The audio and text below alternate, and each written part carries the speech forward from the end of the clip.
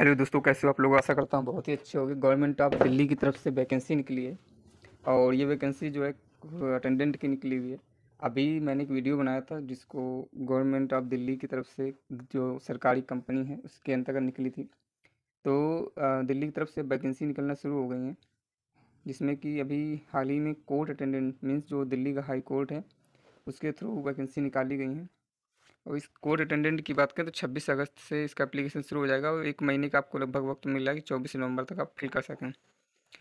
24 सितंबर तक आप फिल कर सकें, 26 अगस्त से 24 सितंबर तक। इसमें कि कोर्ट अटेंडेंट जो है निकाली गई और रूम अटेंडेंट सिक्योरिटी अटेंडेंट के लिए निकाली गई है। इन सभी का पे लेवल 3 रहने वाला है। टोटल वैकेंसी देख सकते हो आप यहाँ पे 334 है। देखिए, आप लोग का चैनल सब्सक्राइब कीजिए, क्योंकि आप लोग चैनल सब्सक्राइब नहीं करते हैं तो वीडियो बनाने का जो मोटिवेशन है वो नहीं आता है।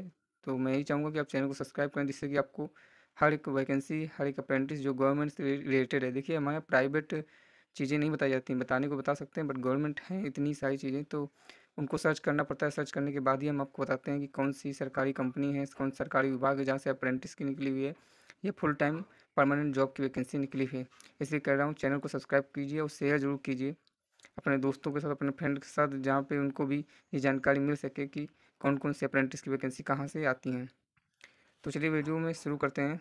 देखिए, जो मैंने डेट बताई है कि 26 अगस्त से 24 सितंबर तक आप फिल कर सकते हो। अगर आप दिल्ली के रहने वाले हैं तब तो आपको रिलैक्सेशन मिलेगा, कोई सा भी हो।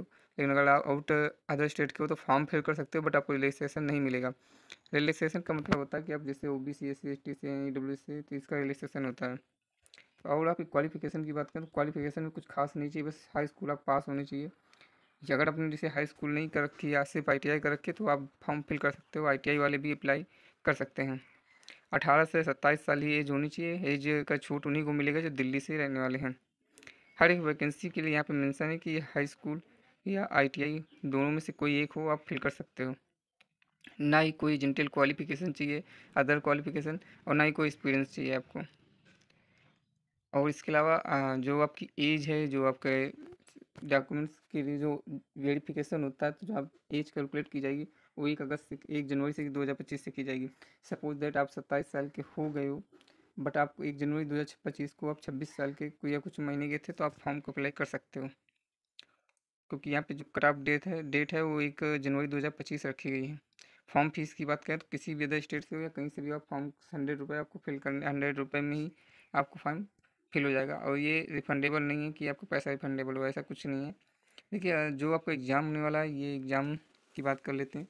जो सबसे इम्पोर्टेंट क्राइटेरिया होता है, तो इसमें 100 क्वेश्चंस रहेंगे, जिसमें 25 हिंदी, 25 इंग्लिश, 25 GK और 25 मैथ के रहने वाले हैं। 100 क्वेश्चन, 100 मार्क्स और 150 मिनट मीन्स ये समझ लीजिए कि आपको 2.5 घंटे का समय मिलने वाला है। समय बहुत अच्छा खासा है। निगेटिव मार्किंग 1/4 है। तो देख सकते हो आप, जैसा कि यहाँ पे निगेटिव मार्किंग 1/4 है यहाँ पे दी गई है। और यहाँ पे Tier 2 भी होगा। Tier 2 इंटरव्यू होगा, जिसमें कि आपके कोई क्वालिफिकेशन मार्क्स नहीं रहने वाले हैं इंटरव्यू में। बस आपको सिर्फ इंटरव्यू देना है। और जो आपकी अब इम्पोर्टेंट ये करता है कि आपका जो फाइनल मेरिट लिस्ट है वो किसके आधार पे होगा।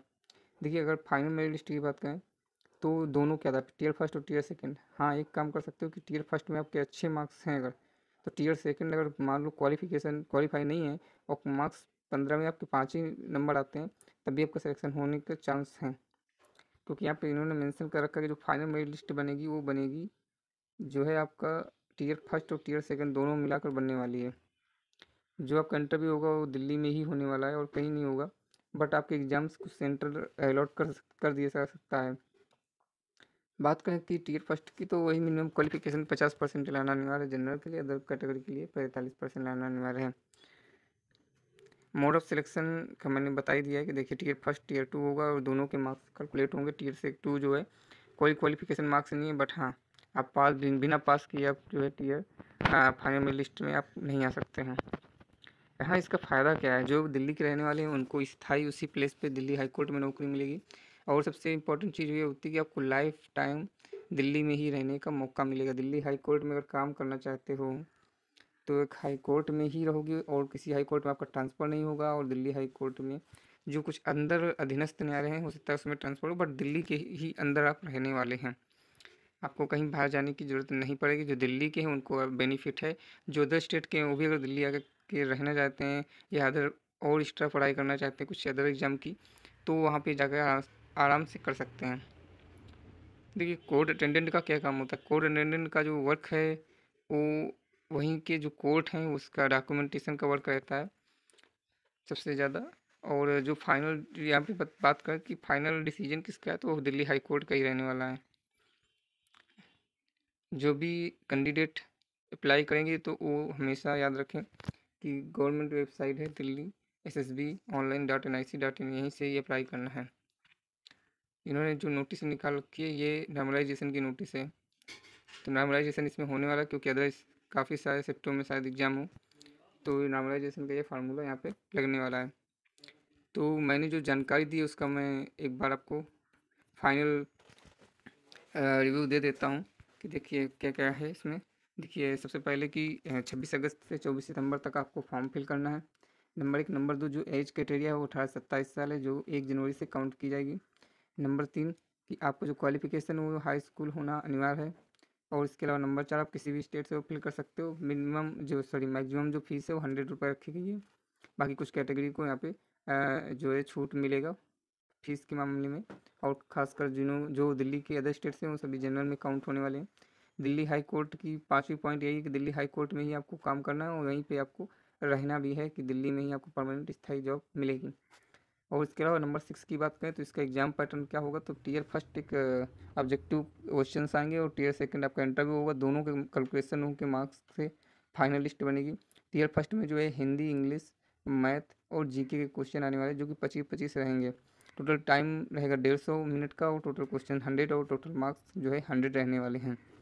इसके अलावा बात कर लेते हैं एक और पॉइंट है कि सबसे अप्लाई कैसे करना है, तो अप्लाई इसी वेबसाइट पे जाकर करना है आपको, किसी अदर वेबसाइट पे जाकर आपको नहीं करना है।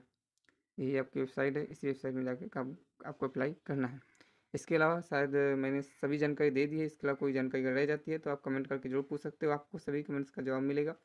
देखिए चैनल को सब्सक्राइब कीजिए जिससे कि हम आपको government job and government apprentice, वो चाहे ITI किया हो आपने, चाहे डिप्लोमा या डिग्री किया हो या सिर्फ आप 10th पास है, तो आपको वो जानकारी सभी मिल सके। तो आशा करता हूँ वीडियो अच्छा लगा होगा। अच्छा लगा तो चैनल को शेयर जरूर कीजिए और लाइक ज़रूर कीजिए। मिलते हैं नेक्स्ट वीडियो में, तब तक के लिए जय हिंद।